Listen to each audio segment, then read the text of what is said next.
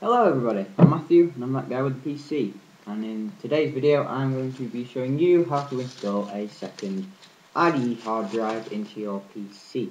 Now this is useful for many situations. For example, my PC at the moment I've got 120 gig hard drive because I boot most of my files off my server, so I've no need. But if I were getting rid of that, I'd need more space for all the crap that I download. So things you're going to need is a hard drive, obviously your computer.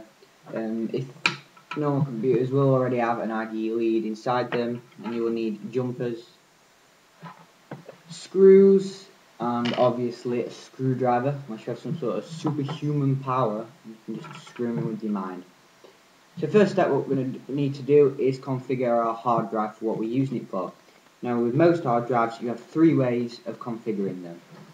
These are normally depicted with where you put the jumpers. Now, most hard drives you can either configure them as a master, a slave, or as a slave when a master drive is present. For a second hard drive, you want to set it as a slave, otherwise it will take precedent over the master, and it will be trying to boot the OS off this when there's no OS installed on it. So if you look at the image, which will be on every hard drive, it's a requirement what the manufacturers have to follow.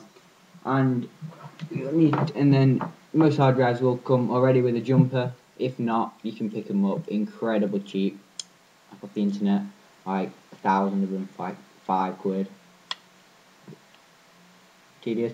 And then configure it. So for this one, if you want to boot it as a slave, we have to put it one space up from the bottom, and it tells you which way it's depicted from. So simply slide that in, and Bob's your uncle. All a jump basically is two pieces of copper which connect the pins which instruct the computer what the drive is being used for. Okay, so now our hard drive is configured, time to install. What you do is take your PC, take the side off,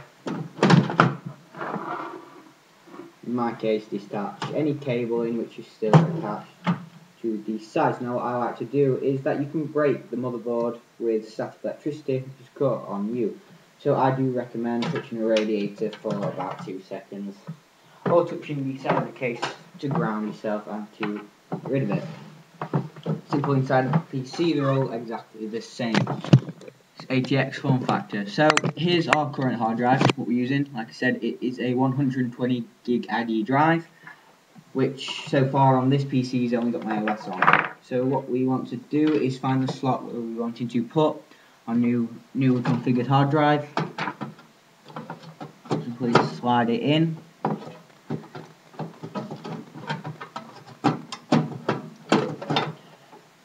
You'll see there are two screw holes here which you can see aligning, and you want them aligned, and then you just take your screws and your screwdriver and put them in. Some cases will have 4 slots for you to screw in, but there's no need whatsoever. Just to fasten it so it doesn't jiggle around in the case. So after we've done this, we then need to connect our power.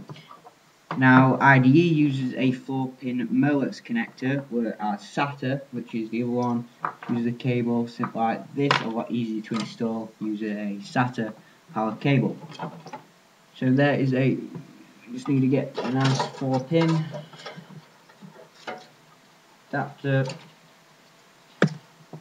and just plug that in to the bottom. Now yeah, with the power adapters you don't have to worry about being rough because they're much more thicker than the IDE, which are a lot of little pins.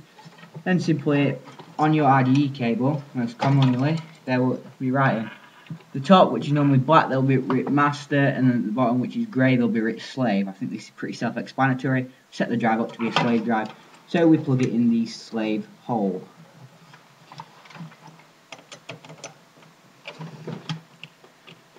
Good. Make sure everything's firmly pushed in, and put the side back on the PC, boot it up, and the slave drive will appear on your list of connected hard drives. Well, thanks for watching. If you've got any questions whatsoever, feel free to email me. I've been Matthew, and I'm that guy with the PC, signing off. And good luck with installing and modding your own PC.